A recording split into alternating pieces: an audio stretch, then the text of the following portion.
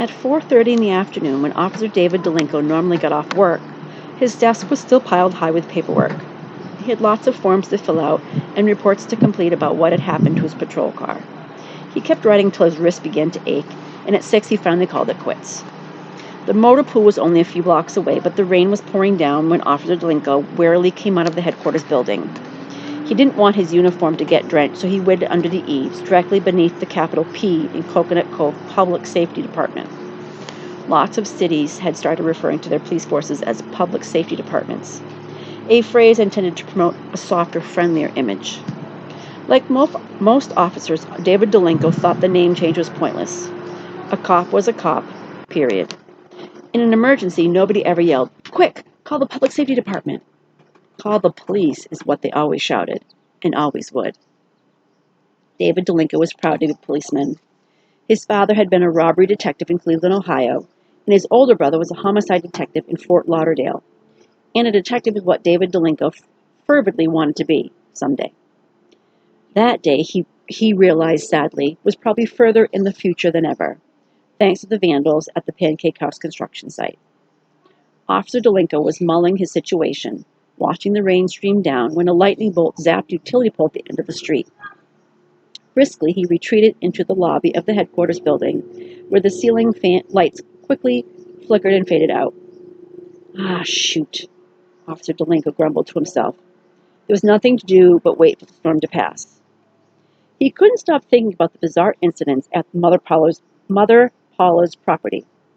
First, somebody pulling the survey stakes, then dumping the alligators in the latrines, then spray painting his squad car while he was asleep inside.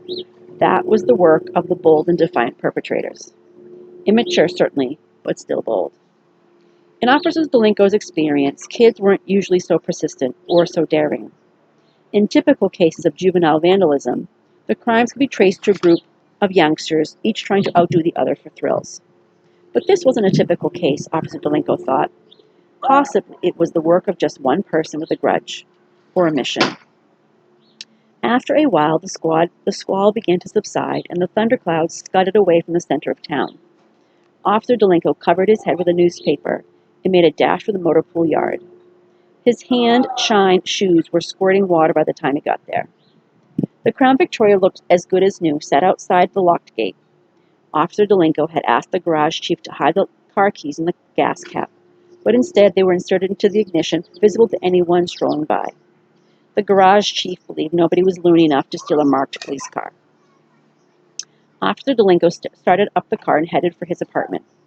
Along the way, he made a slow loop around the Pancake House property, but there wasn't a soul to be seen. He wasn't surprised. Criminals disliked lousy weather as much as law-abiding citizens did. Even when off-duty, Officer Delinko always kept the radio in his police cruiser turned on. That was one of the strict rules for those who were allowed to take their patrol vehicles home with them. You must keep your ears on, just in case a fellow officer needs help. Tonight, the dispatcher was reporting a couple of minor fender benders and a local boy who went missing on his bicycle during an electrical storm. Or something or other. A burp of static on the radio made it hard to hear the boy's last name. His parents must be pulling their hair out, Officer Delinko thought, but the kid's bound to turn up safe. He's probably just hanging out at one of the shopping malls, waiting for the thunder to stop. 10 minutes later, Officer Delinko was still half thinking about the missing boy when he spotted a slender, rain-soaked figure standing at the corner of West Oriole and the highway. It was a boy matching the description given out by the dispatcher. Approximately 5 feet tall, 90 pounds, sandy brown hair. Officer Delinko steered his cab to the curb. He rolled down the window and called out to the intersection. "Hey, young man!" The boy waved and moved closer to the edge of the road. Officer Delinko noticed that he was walking a bicycle, and that the rear tire appeared to be flat. "Is your name Roy?" the policeman asked. "That's me. How about if I give you a lift?" The kid crossed the street with his bike, which fit easily into the spacious trunk of the Crown Victoria. Officer Delinko radioed the dispatcher to report that he'd located the missing youth and that everything was fine. "Roy, your parents are going to be mighty happy to see you," the patrolman said. The boy smiled nervously. "I sure hope you're right." Silently, Officer Delinko congratulated himself. Not a bad way to end the shift for a guy stuck on desk duty. Maybe this would help him get out of the captain's doghouse. Roy had never been in a police car before. He rode in the front seat next to the young officer, who did most of the talking. Roy tried to be polite and kept up his end of the conversation, but his mind was swirling with what Beatrice Leap had told him about the running boy. "My stepbrother, actually," she said. "What's his name?" "He got rid of it." "Why do they call him Mullet Fingers? Is he an Indian?" Back in Bozeman, Roy had gone to school with a boy named Charlie Three Crows. Beatrice Leap had laughed. "No, he's not an Indian. I call him Mullet Fingers because he can't catch a mullet with his bare hands. You know how hard that is?"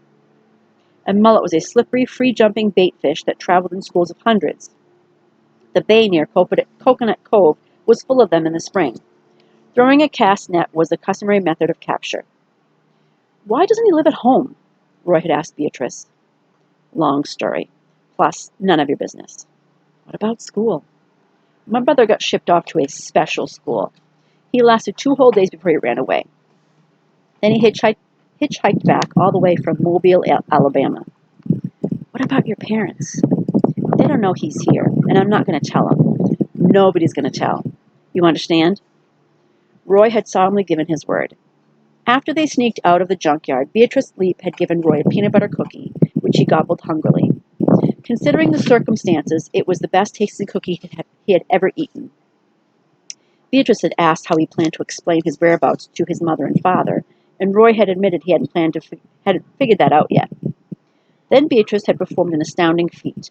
She lifted the bicycle by the sprockets and chomped a hole in the rear tire, like she was biting into a pizza. Roy could only gape in amazement. The girl had jaws like a wolverine. "There, now you got a flat tire," she'd said, and a halfway decent excuse for missing dinner. "Thanks, I guess. So what are you waiting for? Get out of here." What a weird family, Roy thought. He was replaying the tire-biting scene in his mind when he heard the policeman say, "Can I ask you something, young man?" "Sure." "You go to Trace Middle, right? I was wondering if you've heard any talk at school about stuff that's been happening out there where the new pancake house is supposed to go up." "No." "But I saw an article in the newspaper."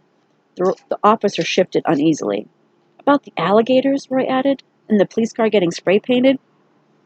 The officer paused for a brief coughing spell. Then he said, "You sure nobody's been talking about it? Sometimes the kid who pulled these sorts of pranks like to brag on themselves." Roy said he hadn't heard a word. "This is my street," he said, pointing.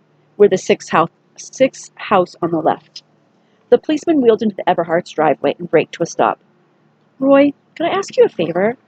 Could you call me if you do hear something, anything, even a rumor, about the Mother Paula's situation? It's very important." The officer handed Roy a printed card. "That's the officer line, and that's my cellular." Above the phone numbers, the card said, "Officer David Delinko, Patrol Division, Coconut Cove Public Safety Department." "You can call me any time," Officer Delinko said.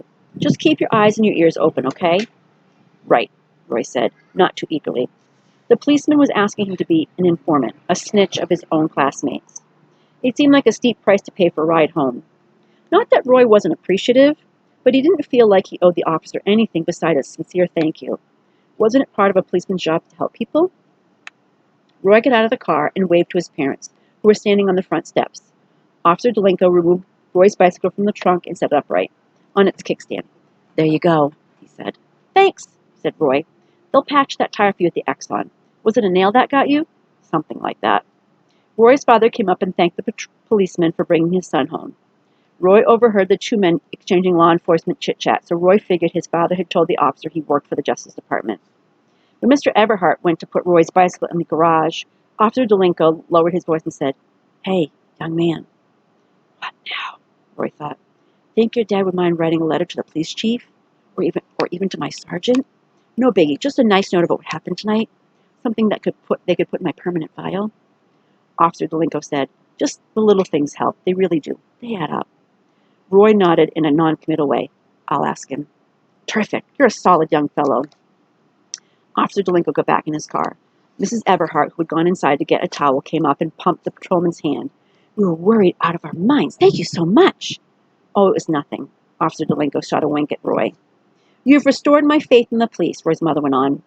"Honestly, I didn't know what to think after reading that outrageous story in the paper. The one about that policeman who had his windows painted black?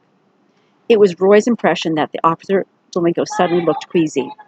"You'll have a good night," he told the Everharts, and turned the key into the ignition. "Do you happen to know that fellow?" Roy's mother asked innocently. "The one who fell asleep inside his car? What's going to happen to him? Will he be fired?" With a screech of rubber, Officer Delinko backed out of the driveway and drove off. "Maybe there's an emergency," Mrs. Everhart said, watching the patrol car tail lights disappear to the night. "Yeah," Roy said, smiling. "Maybe so."